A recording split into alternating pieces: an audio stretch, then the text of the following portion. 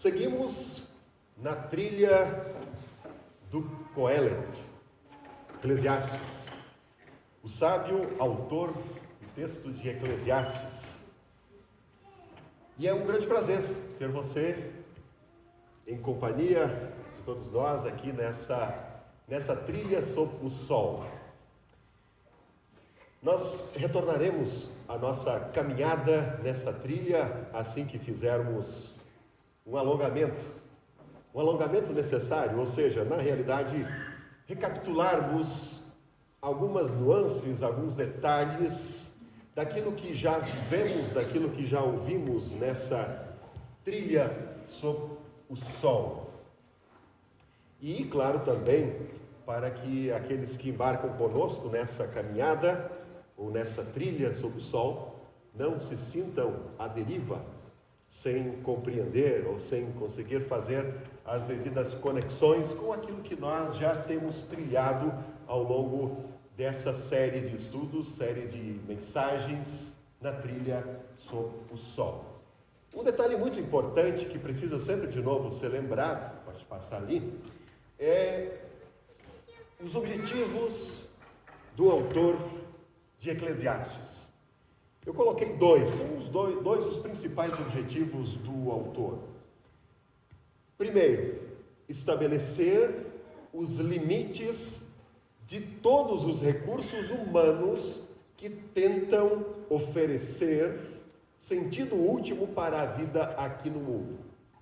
Estabelecer os limites da ação humana, das tentativas humanas em encontrar um sentido maior, uma razão maior para a existência do ser humano. E segundo, o grande objetivo do autor de Eclesiastes é apontar o temor do Senhor como princípio norteador de nossas vidas. Ou então, apontar o temor do Senhor não apenas como princípio da sabedoria, mas também como princípio para a alegria, para a satisfação, para a vida que vale a pena ser vivida. Esses dois, portanto, os grandes objetivos do autor de Eclesiastes. Já falamos sobre isso, mas vale a pena sempre de novo lembrarmos desse detalhe. Nós também já fomos alertados, pode passar ali, a respeito da existência de ilusões de ótica na trilha sob o sol.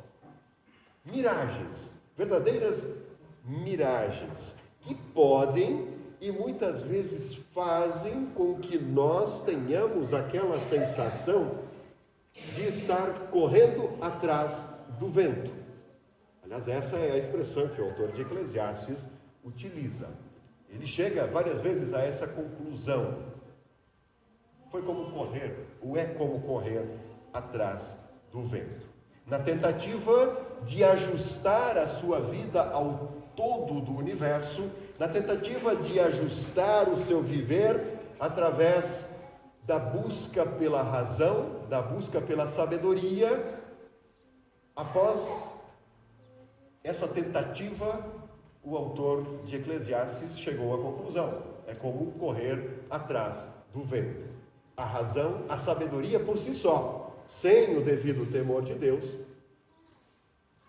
não serve para nada. Essa é a conclusão que o autor de Eclesiastes chega. É como correr atrás do vento. Também, na semana passada, vimos a sua busca desenfreada pelo prazer, pela satisfação de todos os desejos humanos, por uma vida cheia de realizações.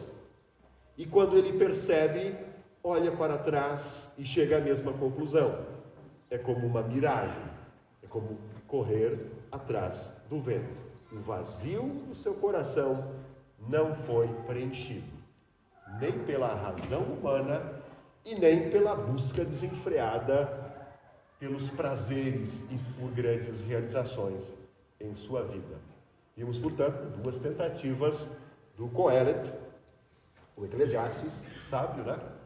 De tentar ajustar a sua vida, de encontrar um sentido maior, um sentido último para o seu viver. E hoje nós vamos ver a terceira tentativa do sábio de Eclesiastes em encontrar um sentido maior, uma razão de ser para a sua vida. Por isso, o título do nosso tema de hoje: vida útil, vida moral. Vida útil, vida moral. E eu destaco aqui, para essa reflexão, os versos 16 e 17 do 7º capítulo de Eclesiastes, aonde nós lemos assim: não seja bom demais, nem sábio demais. Por que você iria se destruir? Mas também não seja mau demais, e nem tolo demais. Por que é que você iria morrer antes do tempo? Prezados irmãos e irmãs, o ser humano do nosso tempo, da era em que vivemos, tempos modernos, tende a definir e sintetizar ou sistematizar o mundo e também a si mesmo de uma forma objetiva. O ser humano desenvolve, aprimora, torna-se mestre no uso de métodos cientificamente comprovados e acredita ser capaz de simplificar a vida em uma fórmula matemática: 2 mais 2 sempre serão 4, aconteça o que acontecer.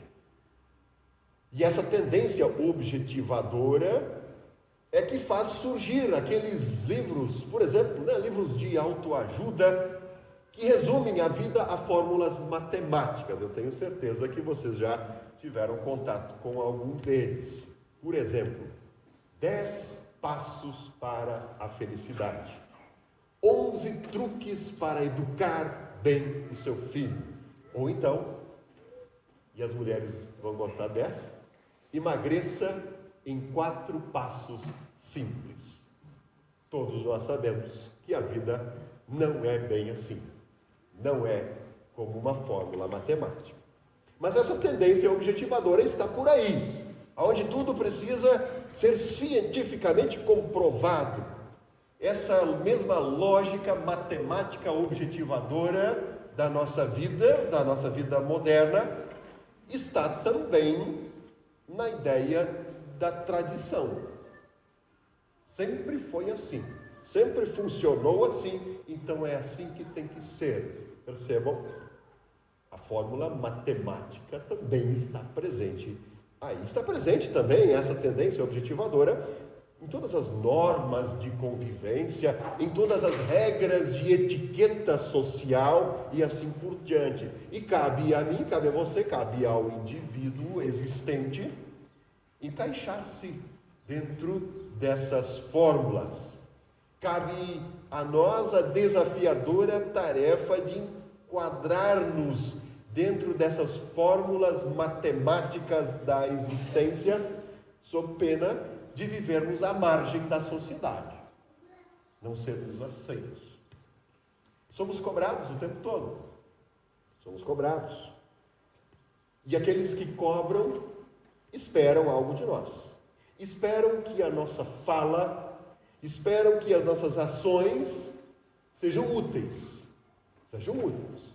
E a vida vai sendo vivida e avaliada com base na nossa eficácia, ou não. A utilidade, né? A nossa vida vai sendo julgada a partir da utilidade nossa dentro da grande máquina chamada sociedade.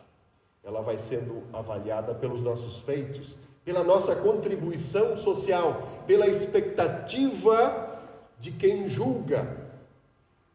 E essa avaliação pode ser a do patrão, pode ser a dos pais, ou pode ser a nossa mesma avaliação. Quando nós talvez queremos impressionar alguém, ou impressionar um grupo, a fim de sermos aceitos naquele grupo, tentamos nos enquadrar em uma fórmula matemática, tentando encontrar um lugar ao sol.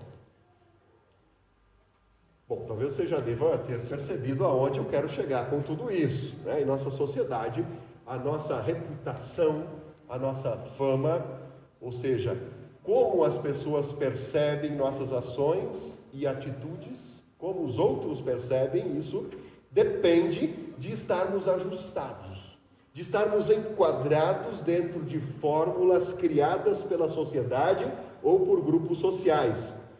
Depende, enfim, do quanto somos úteis e morais do ponto de vista daqueles a quem servimos.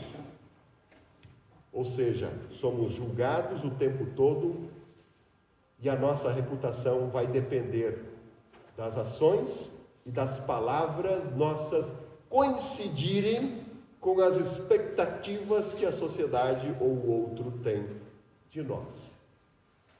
Pastor, não entendi nada do que você está falando até aqui, não entendi nada. Bom, talvez um exemplo nos ajude. Mais um clique. Em um famoso musical do ano 1964, chamado Um Violinista no Telhado, um leiteiro, né, judeu, ali naquele povoado chamado Anatefka, um leiteiro, entrega leite de casa em casa, né? Ele descreve como é a vida dentro daquele tradicional e pequeno povoado chamado Anatefka. Ele usa uma frase que eu acho sensacional, pode dar um cliquezinho ali. Cada um de nós é um violinista no telhado, tentando arranhar um som simples e agradável, sem quebrar o pescoço. É isso. Manter o equilíbrio tocando violino sobre um telhado não é tarefa para qualquer um, né, Lucas? Não é tarefa para qualquer um. Satisfazer as expectativas que os outros têm de nós não é tarefa simples. Cultivar uma vida útil, uma vida moralmente equilibrada é um desafio insano. As professoras sabem muito bem do que eu estou falando, qualquer um em suas profissões também.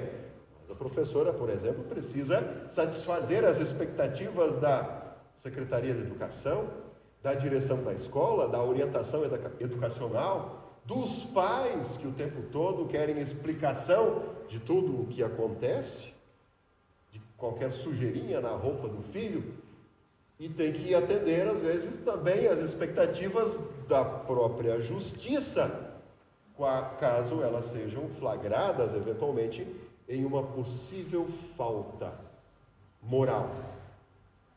Uma possível falta de acordo com a moral vigente na sociedade. Vida útil, vida moral, uma exigência da nossa sociedade moderna. Mas cá entre nós, se nós formos analisar a vida, ela mesma, a vida, o nosso coração, o nosso viver, eu aqui, analisar profundamente a nossa vida de forma honesta e profunda, talvez cheguemos à conclusão de que tudo isso não passa de futilidade. É como correr atrás do vento, a expressão usada pelo autor de Eclesiastes. E o indivíduo se pergunta se essa vida vale a pena ser vivida, pois a todo instante a vida como ela é, a vida ela mesma, exige de nós um sentido maior, um sentido último, que não pode ser encontrado nessa loucura de uma vida matematicamente ajustada, útil e moral. O Coelet, Eclesiastes, sábio, também viu a embarcação da sua vida, passar ali, a embarcação de sua vida enroscar, né, nesse recife, ou nesse banco de areia. E essa experiência pela qual ele passa, fez com que o seu navio, né, tivesse algumas avarias. Ele tentou também buscar por uma vida útil, por uma vida moral, uma vida ajustada ao que a sociedade real ou supostamente esperava dele. Ele tentou ajustar a sua vida a isso. Em outras palavras, como um violinista em cima do telhado, ele também tentou arranhar um som agradável sem quebrar o pescoço. Tentou ser capaz de agir, de falar, de viver de forma que estivesse corretamente ajustado a uma série de expectativas que os outros tinham a respeito dele. E quais eram essas expectativas? Ou então, para nós, quais são essas expectativas que os outros têm de nós? Aí que começa o grande problema. Não há como saber. Não há como saber ou como antecipar com absoluta segurança. Não há como saber com antecipação quando, onde e qual ato ou palavra nossa será bem aceita, ou então será execrada, né? Ou se a sua ação será cancelada, de acordo com os pressupostos que os outros carregam. Não há como prever. Imagine, caro ouvinte, que eu, como pregador aqui, tivesse que escolher o conteúdo exato, as palavras exatas a serem ditas estritamente de acordo com a premissa utilitarista e moral. Vida útil, vida moral. Eu teria que utilizar palavras que trouxessem satisfação ao maior número de pessoas que estivessem me ouvindo. Imagine aqui o número X de pessoas que nós temos aqui nesse tempo. Eu teria que pensar em cada possível reação, em cada afeto, em cada um dos meus ouvintes e nas suas expectativas com relação ao que eu iria dizer. E isso para cada uma das frases que seriam ditas. E até por aquelas frases que não são ditas ou que são mal interpretadas. Seria, de fato, uma tarefa impossível. É impossível agradar a todos. E quer saber, eu não teria a menor necessidade de fazer isso. Não teria. Como diz o sábio de Eclesiastes, Deus nos fez simples e direitos. E nós complicamos tudo, tentando ajustar a vida de acordo com as expectativas dos outros. Algumas linhas antes dessa frase, o conselho amigo e fraternal do autor de Eclesiastes é simplesmente incrível. Menos assim, acredito que seja para vocês também. Não seja bom demais. E nem sábio demais. Por que você iria se destruir?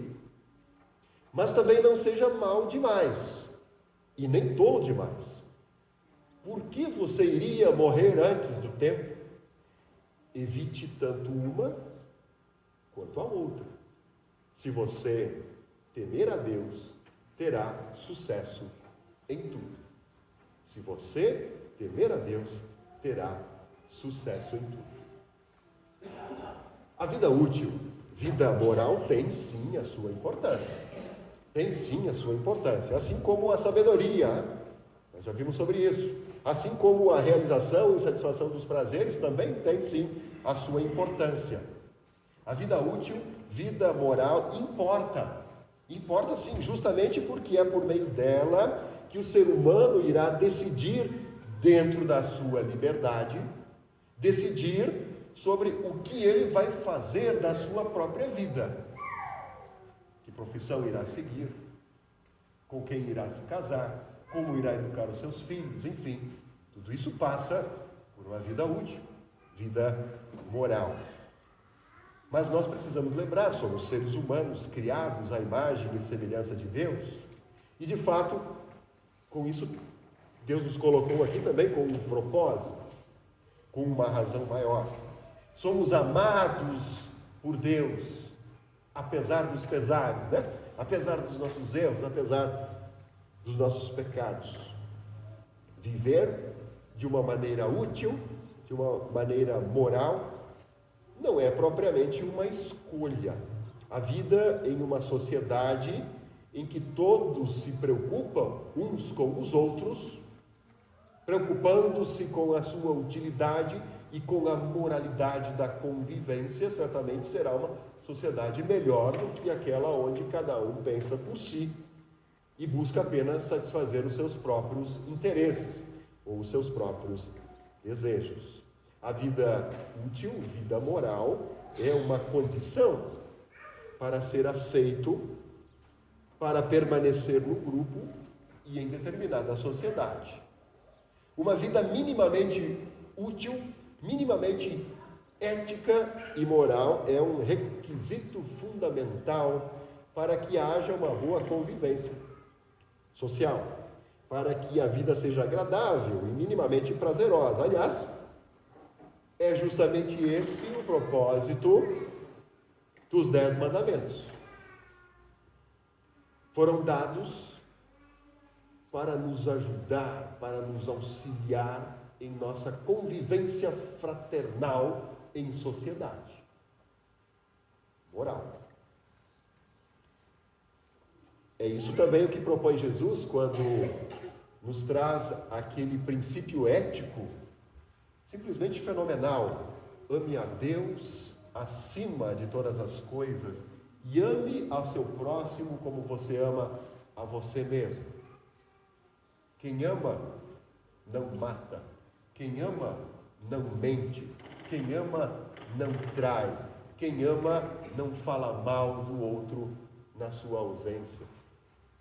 Percebam, os 10 mandamentos, a moral de Deus estão presentes nesse princípio ético, princípio da boa convivência, dito pelo próprio Jesus. Mas o que o sábio de Eclesiastes tem a ver com isso? O que ele se dá conta aqui nesse texto? Ele se dá conta de que nós não devemos e nem podemos transformar a nossa busca por uma vida útil, uma vida moral, como se fosse um mantra, como se a vida boa ou a nossa própria salvação dependesse de nossas ações úteis e impecáveis do ponto de vista ético, do ponto de vista moral. Afinal, conclui ele no versículo 22 do capítulo 7, você sabe muito bem que muitas vezes você mesmo fala mal dos outros. E mais adiante, não existe no mundo ninguém que faça sempre o que é direito e que nunca erre. Amados irmãos e irmãs em Cristo, no campo da fé de nossa relação com Deus, vida útil, vida moral, não nos garante nada. Mas ela sempre será útil e importante no campo da nossa vida social, da nossa vida em sociedade, do amor ao próximo. No âmbito de nossa relação com Deus, da nossa relação com a divindade, como escreveu o apóstolo Paulo, nós somos salvos pela graça, por meio da fé. Ou seja, a salvação não é resultado dos nossos esforços, nem de nossa suposta vida útil, vida moral. Por isso, ninguém pode se orgulhar de tê-la, conclui o apóstolo. Isso no âmbito de nossa relação com Deus. No âmbito de nossa vida comunitária, o outro, o próximo, carece de nossa boa ação. Precisa da utilidade, Da utilidade de nossa ação, de nossa ação ética, moral e responsável. Por isso, amados irmãos e irmãs, como violinistas no telhado, que todos nós somos, como violinistas no telhado, tentando arranhar um som simples e agradável, o conselho do Coelho: não seja bom demais e nem sábio demais, mas também não seja mau demais e nem tolo demais. Evite tanto uma coisa quanto a outra, senão você pode quebrar o pescoço. E isso vale no âmbito de nossa vida social, a nossa vida com o próximo. No âmbito da salvação, da sua relação com a divindade, creia em Cristo. Creia em sua obra de amor. Na terra houve um único homem que teve de fato uma vida útil, vida moral. Jesus Cristo. Jesus Cristo, que aliás cumpriu toda a exigência da lei moral. Por mim, por você, por cada um de nós, para nos dar a eternidade, para nos dar perdão, vida e salvação. E é precisamente nesse sentido que nós compreendemos o conselho do sábio. Se você temer a Deus, terá sucesso em tudo. Pense nisso e que Deus o abençoe. Amém. Nos coloquemos de pé. Que a graça e o amor de Deus, que vão muito além de nossa humana compreensão, guarde nossos corações e mentes em Cristo Jesus, hoje e por todo sempre.